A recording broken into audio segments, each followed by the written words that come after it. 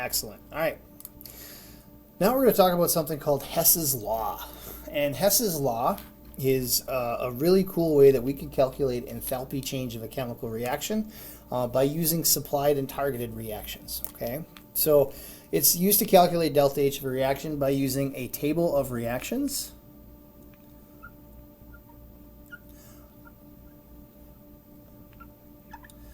and their delta H values. Okay, and so this is done by manipulating a series of reactions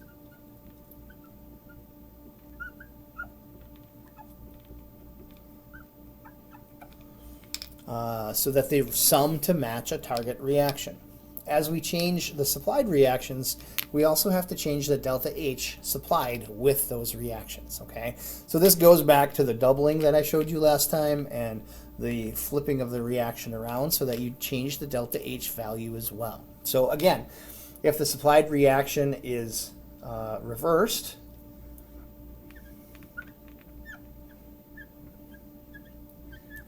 the delta H of this reaction is also reversed, so the magnitude and the sign goes away. If the supplied reaction needs to be multiplied by an integer value, the delta H of that reaction must also be multiplied by that integer value. Okay, so I'm going to do a pretty simple reaction with you. We're going to do a bunch more in class together. Don't worry, I promise. This isn't going to be something that you're going to have to do all on your own after just this, but just to show you the gist of how it goes. Okay, so my sample problem. I am given that I have solid carbon plus oxygen makes CO2. The delta H for that is negative 393.5 kilojoules. I'm given that carbon monoxide plus 1/2 mole of oxygen makes CO2 gas. The delta H for that is negative 283.0. Now, a lot of folks get hung up on the fact that these are written as fractions.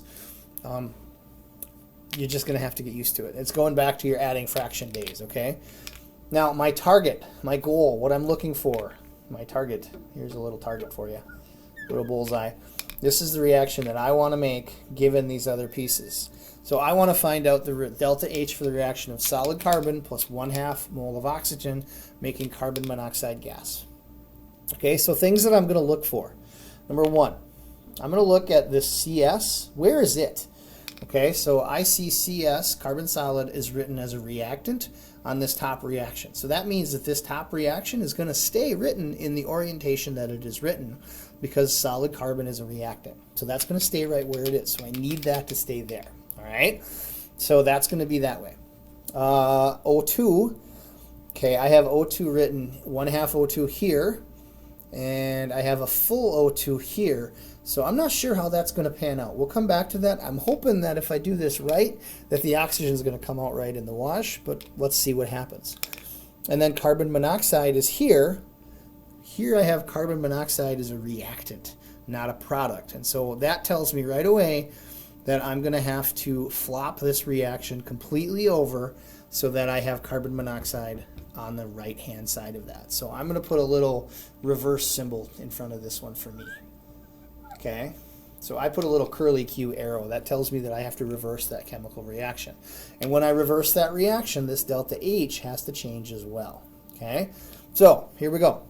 So I'm going to just write this one here, the CS. So I have carbon as a solid plus O2 as a gas.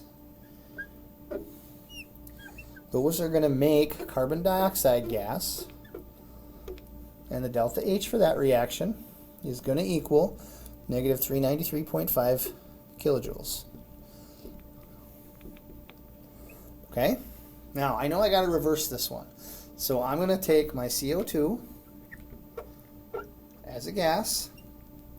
It's going to decompose to make carbon monoxide gas and 1/2 O2 gas.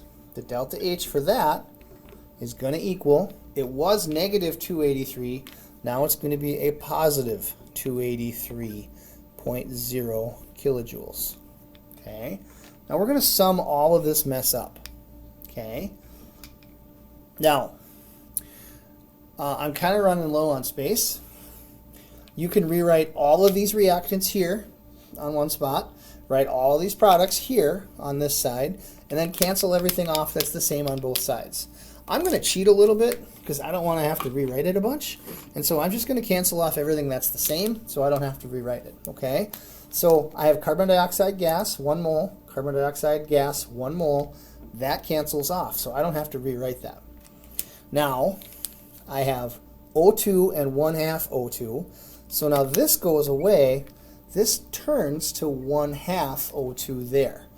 Okay, you can't see the 1. I'm sorry, I'm in the W there. But that changes to a 1/2 O2. So now let's see if we set it up right, and we'll know if we did, okay? So I have carbon as a solid. I have plus 1/2 O2 as a gas. That's going to make, all that's left over here is CO as a gas.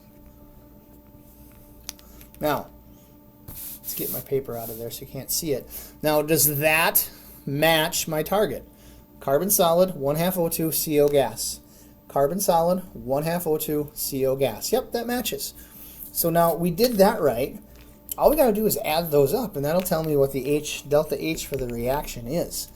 And so the delta H for the reaction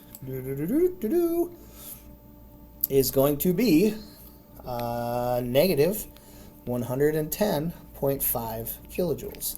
And so that would be the answer for that chemical reaction. Okay, and so that's how Hess's law works. Now, this is a pretty simple example intuitively, but that means that as they get harder, they're going to get harder. We just have to be cautious. We have to be careful. We have to make sure that we're thinking about what we're doing and make sure that we're always looking at this target reaction and manipulating the supplied reactions to get what we need to get. It's easier to take your time and flop them back and forth. Allow yourself to take up extra space on your paper as you do need to do these, so that you've got time and room to work, and allow yourself the latitude and the grace to make mistakes on these, because it might happen, and that's okay. That's how we learn. So again, make sure that you jot any notes down in the bottom of the page. If you have any questions that you need answered, put those in there so that we can talk about it in class. And this is the only one we're going to do right here in the notes, so that you see an example and you've seen one worked out. We're going to work through a bunch of them again in class. So see you soon.